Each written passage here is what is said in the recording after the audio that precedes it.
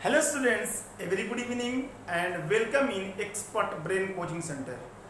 Today we are going to start Science of Class 9th Chapter 8. हम लोग class 9th का chapter 8 आज के लेक्चर में पढ़ने जा रहे हैं।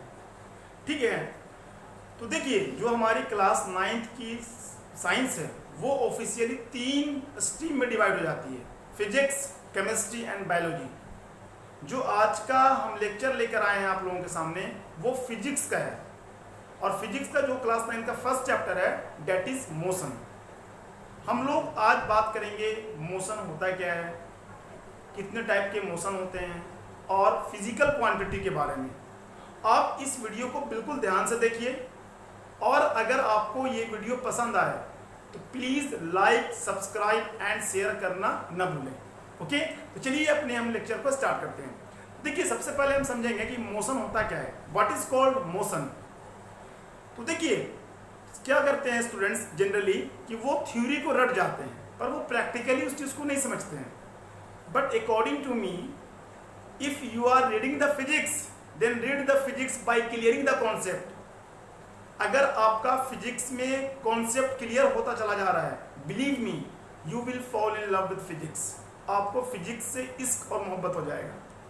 ठीक है, तो देखिए पहले मैं इंग्लिश में डिफाइन करता हूं मोशन होता क्या है। व्हेन ए बॉडी, जो मैंने यहां लिखा गया, when a body changes its position with respect to a reference point.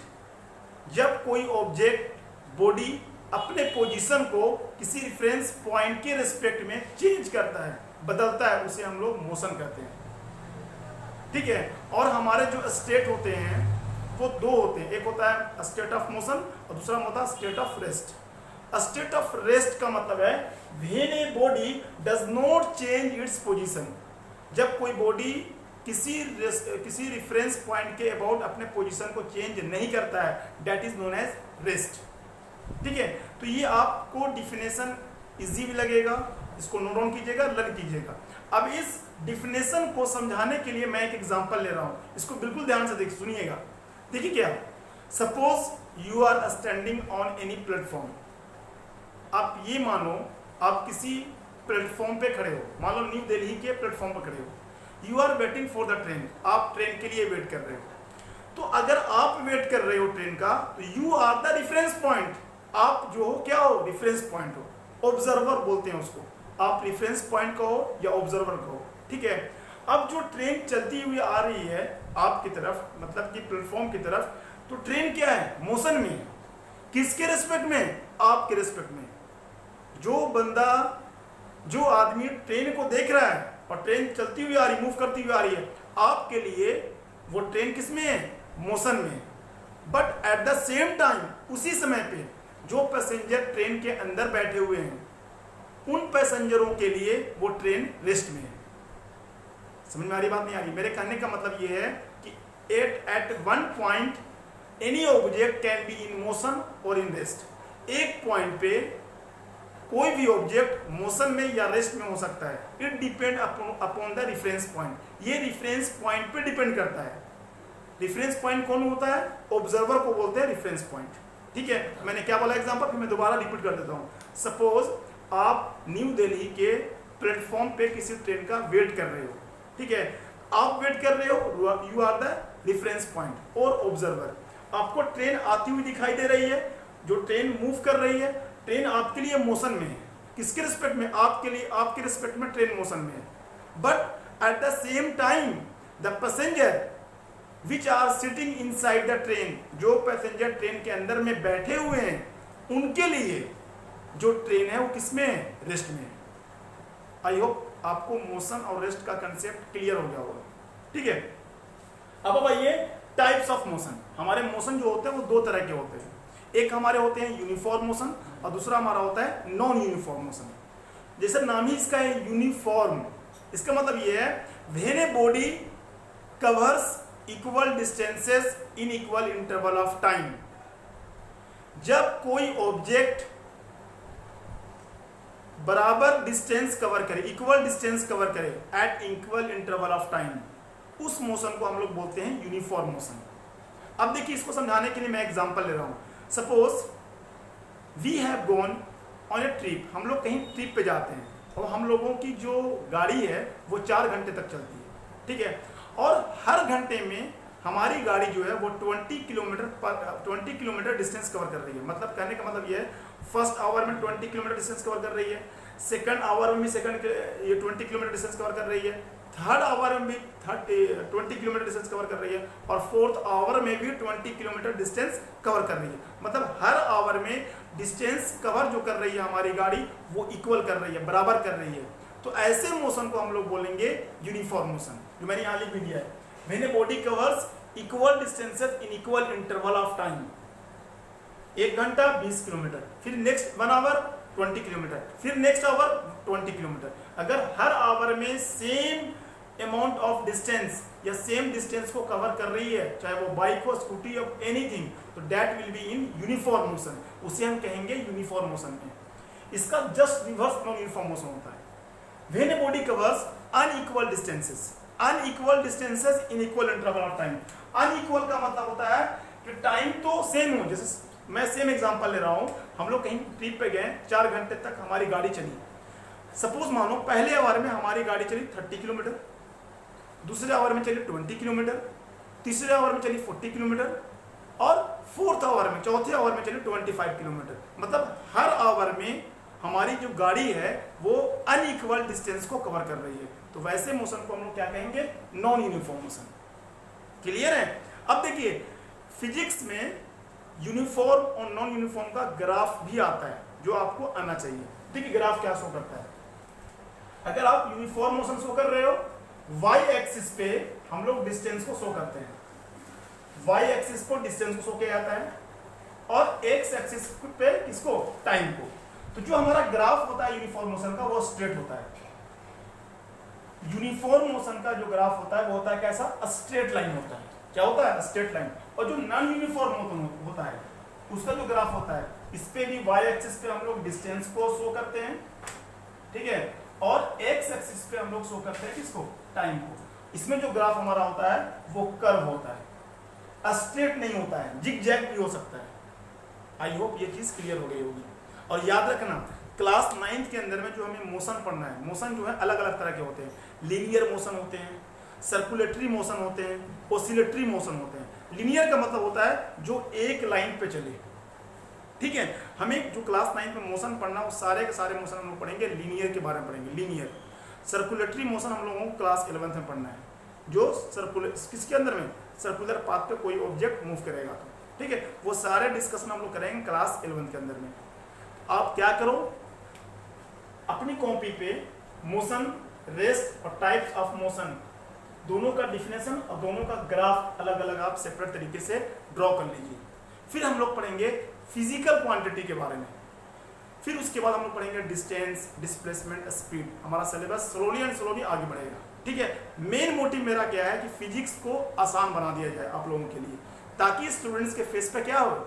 मुस्कुराहट, फेस पे मुस्कुराहट बनी रहे और वो मुस्कुराहट के साथ फिजिक्स को पढ़ते रहे, ठीक है। आप इसको नोट डाउन कर लीजिए, मैं एक तरफ साइड हो जाता हूँ। देखिए, हम लोग टाइप्स ऑफ मोशन देखने के बाद पढ़ेंगे फिजिकल क्वांटिटी कि फिजिकल क्वांटिटी क्या होती है। बिल्कुल इसको एकदम ध्यान से सुनिएगा और लेक्चर को समझने की कोशिश कीजिएगा। ये आपके लिए नया है, आप अभी क्लास 8 से डायरेक्ट 9th में आओ। मैं बोल रहा हूँ हमारे लेक्चर को ठीक से सुनो, नोट्स बनाओ, आपका सारा कंसेप्ट क्लियर हो जाएगा और you will get good marks in your 9th examination. आपके 9th के एग्जाम में अच्छे मार्क्स आएंगे, ठीक है। ये हमारा प्रॉमिस है, ठीक है। देखिए फिजिकल क्वांटिटी क्या होती है? The quantities which can be measured by an instrument. ऐसी क्वांटिटी जो किसी इंस्ट्रूमेंट के द्वारा मेजर की जाती है, मापी जाती है, उसको हम लोग बोलते हैं physical quantity. The quantities which can be measured by an instrument. ऐसी क्वांटिटी जो किसी इंस्ट्रूमेंट के द्वारा मेजर की जाती है, that is known as physical quantity. I hope clear हो गया होगा। और अगर इसके बारे में आप समझना चाहो, and which describes the laws of physical world. जो फिजिकल वर्ल्ड में लॉज हैं उसको डिस्क्राइब करता है, उसके बारे में बताता है, ठीक है। वैसे आप याद रखिएगा, the quantities which can be measured by an instrument, ऐसी क्वांटिटी जो किसी इंस्ट्रूमेंट के द्वारा मेजर की जाती है, that is known as what, physical quantity, उसको हम लोग फिजिकल क्वांटिटी कहते हैं। और जो हमारी फिजिकल क्वांटिटी होती है, physical quantity it is of two types, ये दो तरह की फिजिकल क्वांटिटी होती है। ये आप क्लास 11th में भी पढ़ोगे, if you will opt science stream, अगर आप 10th के बाद साइंस स्ट्रीम ऑप्ट करते हो तो वहां भी आप इस चीज को पढ़ोगे। मैं उम्मीद करता हूं कि आप यही इसी लेक्चर के अंदर में अच्छे तरीके से इस कंसेप्ट को बिल्डअप कर लो, ठीक है। तो physical quantity is of two types. First one, fundamental physical quantity, क्या होती है पहली, fundamental physical quantity. Second one, derived physical quantity, ठीक है। तो सबसे पहले हम क्या करते हैं, आपको ये सिखाने की कोशिश करते हैं, आपका ये कंसेप्ट बनाने की कोशिश करते हैं कि फिजिकल क्वांटिटी कैसे बनती है। देखो, फिजिकल क्वांटिटी को मैं यहाँ पे समझा रहा हूँ, फिजिकल क्वांटिटी को मैं शॉर्ट लिख रहा हूँ PQ, PQ का मतलब फिजिकल क्वांटिटी। अब देखो हम लोग लिखते हैं N इंटू यू, N का मतलब होता है न्यूमेरिकल वैल्यू और U का मतलब होता है यूनिट। देखिए क्या, अगर मैंने लिखा 5 kg, यहाँ पे 5 क्या है, 5 न्यूमेरिकल वैल्यू है और kg क्या है, यहाँ पे यूनिट है। कौन सी यूनिट है भैया, ये हमारी SI यूनिट है। कौन सी यूनिट है, SI यूनिट। SI यूनिट का मतलब हमारा होता है इंटरनेशनल सिस्टम, सिस्टम इंटरनेशनल भी कहा जाता है, या इंटरनेशनल सिस्टम के नाम से भी आप इसको याद रख सकते हो। आप खुद देखो फिजिकल क्वांटिटी में, मतलब मैंने लिखा 5 kg, तो 5 kg बच्चा दे समझ जाता है, kg लगा हुआ ये मास होगा। अगर मैं बोलूं 5 मीटर, मीटर लगा हुआ इसका मतलब ये लेंथ होगा। ये हमारा न्यूमेरिकल पार्ट होता है और ये हमारा यूनिट होती है। कौन सी यूनिट होती है, SI यूनिट। अब SI यूनिट के बारे में मैं थोड़ा एक्सप्लेन कर दूं। SI यूनिट का मतलब होता है सिस्टम इंटरनेशनल। क्या होता है, सिस्टम इंटरनेशनल। इसका मतलब ये होता है अगर मास को kg इंडिया के अंदर में यूज किया जाता है, पूरे वर्ल्ड में भी मास को kg में ही मेजर किया जाता है, ताकि कंफ्यूजन पैदा ना हो। इसके लिए क्या किया गया, हम लोगों के साइंटिस्ट ने फंडामेंटल फिजिकल क्वांटिटी बनाई। फिजिकल क्वांटिटी दो तरह की होती है, एक हमारी होती है फंडामेंटल फिजिकल क्वांटिटी और दूसरी होती है हमारी डिराइव्ड फिजिकल क्वांटिटी। पहले हम बात करेंगे इसके बारे में, फंडामेंटल फिजिकल क्वांटिटी के बारे में। फंडामेंटल फिजिकल क्वांटिटी वो क्वांटिटी होती है, अगर आप चाहो तो अपनी कॉपी पर नोट डाउन कर सकते हो, अदरवाइज मैं ये जो लिखा हूं इससे भी आपको समझ में आ जाएगा। The quantity which do not depend on other quantity, ऐसी फिजिकल क्वांटिटी जो दूसरी फिजिकल क्वांटिटी पे डिपेंड नहीं करती हो, उसे हम बोलते हैं फंडामेंटल फिजिकल क्वांटिटी, ठीक है। और फंडामेंटल फिजिकल क्वांटिटी को कुछ बुक्स के अंदर में कुछ टीचर इसको बेसिक फिजिकल क्वांटिटी के नाम से भी यूज करते हैं। बेसिक फिजिकल क्वांटिटी के नाम से भी ये यूज होता है, बेसिक फिजिकल क्वांटिटी, ठीक है। वैसे आप नाम याद रखना, fundamental physical quantity. Fundamental physical quantity जो है वो 7 है। There are 7 fundamental physical quantity.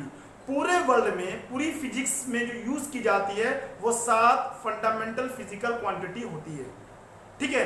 उसी को मैंने यहाँ पे लिखा है, आप इसको ध्यान से समझिएगा, फिर इसको आप नोट डाउन अपनी कॉपी पे कीजिएगा। तो देखिए मैंने लिखा है पहले बॉक्स में name of quantity, name of the quantity, दूसरे बॉक्स में SI यूनिट। SI यूनिट का मतलब मैंने क्या बताया, सिस्टम इंटरनेशनल, जो पूरे वर्ल्ड में कॉमन हो, एक ही नाम से पुकारी जाती हो। और हमारा थर्ड वन है सिंबल। SI यूनिट को किस सिंबल से डिनोट किया जाता है। जो हमारा पहला फिजिकल क्वांटिटी है, फंडामेंटल फिजिकल क्वांटिटी जो हमारा है वो हमारा है लेंथ। लेंथ की SI यूनिट होती है मीटर, और मीटर को स्मॉल m से डिनोट किया जाता है। याद रखिएगा, लेंथ की SI यूनिट क्या होती है, मीटर, और मीटर का सिंबल क्या होता है, स्मॉल m। सेकंड जो हमारी फंडामेंटल फिजिकल क्वांटिटी है वो है मास। मास की SI यूनिट होती है किलोग्राम और सिंबल होता है kg, ठीक है। थर्ड जो हमारी फंडामेंटल फिजिकल क्वांटिटी है वो हमारा है टाइम। टाइम की SI यूनिट क्या होती है, सेकंड, और सिंबल क्या होता है, s। फोर्थ वन हमारा क्या है, टेम्परेचर। टेम्परेचर का जो हमारा SI यूनिट है वो क्या है, केल्विन। केल्विन को K से डिनोट किया जाता है। जैसे टेम्परेचर आप सेल्सियस में यूज करते हो, हमारे इंडिया में जो हम लोग कॉमनली यूज करते हैं अपनी लैंग्वेज में, आज का टेम्परेचर क्या है, 40 डिग्री सेल्सियस। तो 40 डिग्री सेल्सियस जो हमारा है वो कॉमन यूनिट है, ना कि वो ऐसा यूनिट है। ऐसा यूनिट का मतलब जो पूरे वर्ल्ड में यूज की जाती हो, ठीक है। तो टेम्परेचर की यूनिट क्या होती है? केल्विन। सिंबल क्या होता है हमारा? T होता है। जो नेक्स्ट वन हमारी है इलेक्ट्रिक करंट, ये आप क्लास 10th की इलेक्ट्रिसिटी चैप्टर में पढ़ोगे। इलेक्ट्रिक करंट, इसके यूनिट होती है एम्पियर और सिंबल होता है A, capital A। Next one जो 6th वन है वो हमारे है लुमिनस इंटेंसिटी।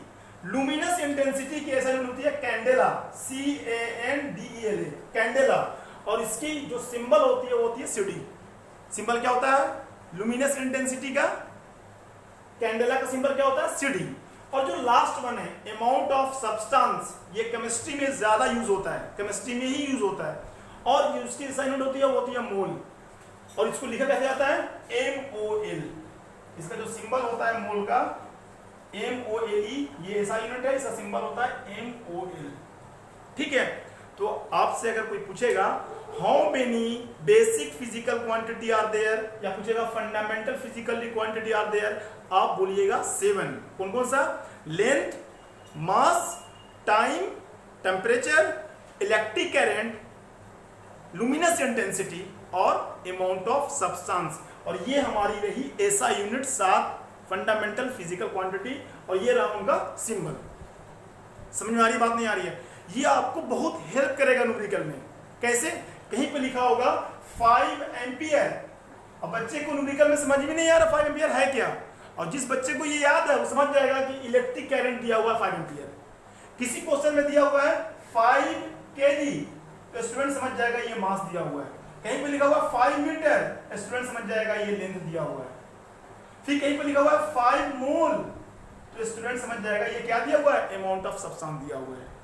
न्यूमेरिकल में हम लोगों को गिवन वैल्यू भी पहचानना होता है। जब गिवन वैल्यू को आप पहचान लोगे तो आपके लिए न्यूमेरिकल इजी हो जाएगा। जब हम न्यूमेरिकल सोल्व करेंगे तब आपको वहां पे बताएंगे, ठीक है।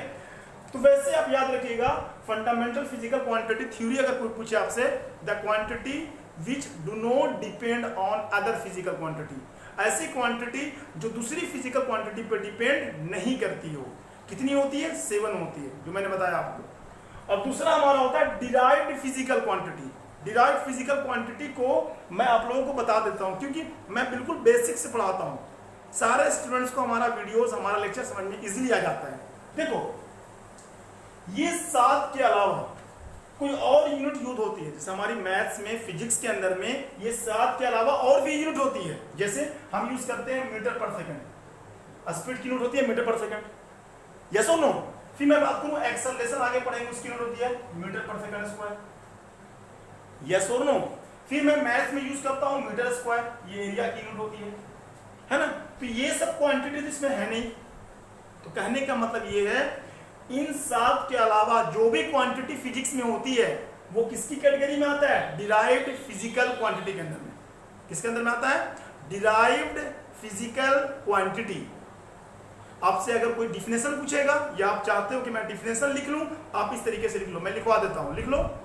When 2 or more than 2 fundamental physical quantity are multiplied or divide, then we get the product that is known as derived physical quantity।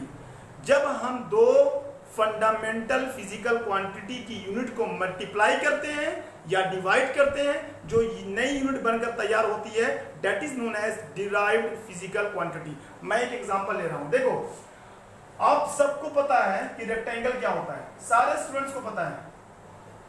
Rectangle में लेंथ बड़ी होती है, ब्रेथ छोटी होती है। सपोज मैं आप मानो कि लेंथ किसी भी रेक्टेंगल दिया हुआ है 4 मीटर और ब्रेथ दिया हुआ 3 मीटर।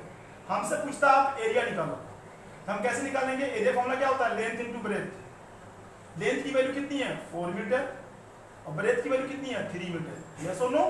पहले मल्टीप्लाई करो, 4 3 जा 12, मीटर इनटू मीटर क्या होता है? Metre square.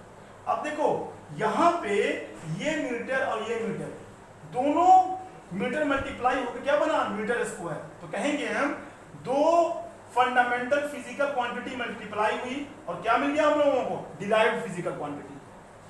समझ में आ रही बात नहीं? जब दो फंडामेंटल फिजिकल क्वांटिटी को मल्टीप्लाई करते हैं, जैसे मैंने लिखा है मीटर इनटू मीटर, या डिवाइड करते हैं। डिवाइड कहाँ पे होता है सर? हमारा फॉर्मूला होता है speed is equal to distance upon time, होता है फॉर्मूला, याद है?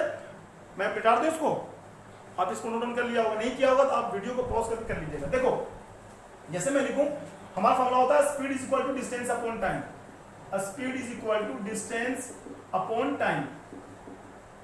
अब आप देखो डिस्टेंस क्या होता है? डिस्टेंस एक तरह का लेंथ होता है, तो जो डिस्टेंस की यूनिट हम लोग लेते हैं वो मीटर लेते हैं, मैंने ले लिया मीटर। और डिवाइड में क्या है? टाइम। टाइम की ऐसा यूनिट क्या होती है? सेकंड होती है। तो हमारी स्पीड की यूनिट क्या बनकर आ गई? मीटर पर सेकंड। आप खुद देखो यहाँ पे डिस्टेंस क्या है? लेंथ। एक फिजिकल क्वांटिटी है ये, फंडामेंटल फिजिकल क्वांटिटी। दूसरी फंडामेंटल फिजिकल क्वांटिटी कौन सी है? टाइम। तो जब दो फंडामेंटल फिजिकल क्वांटिटी को डिराइव किया मैंने, नई यूनिट बनकर आई, इस यूनिट को हम लोग बोलते हैं डिराइव्ड फिजिकल क्वांटिटी। फिर से मैं रिपीट कर देता हूं, अगर आपने लिख लिया है तो मैच कर लीजिएगा। When two or more than two fundamental physical quantity are multiplied or divide, then we get the unit that is known as derived physical quantity. उसको हम लोग डिराइव्ड फिजिकल क्वांटिटी कहते हैं। ठीक है, तो आज के लेक्चर को मैं यहीं पर रोकता हूं। ठीक है, आपको अगर ये वीडियोस पसंद आया तो please like, subscribe and share करना ना भूलें। ठीक है, आपसे मिलते हैं बहुत जल्द। ठीक है, तब तक के लिए आप पढ़ाई करते रहिए, but whatever you want to do students, but don't trouble your mom. मिलते हैं बहुत जल्द, तब तक के लिए ऑल द वेरी बेस्ट।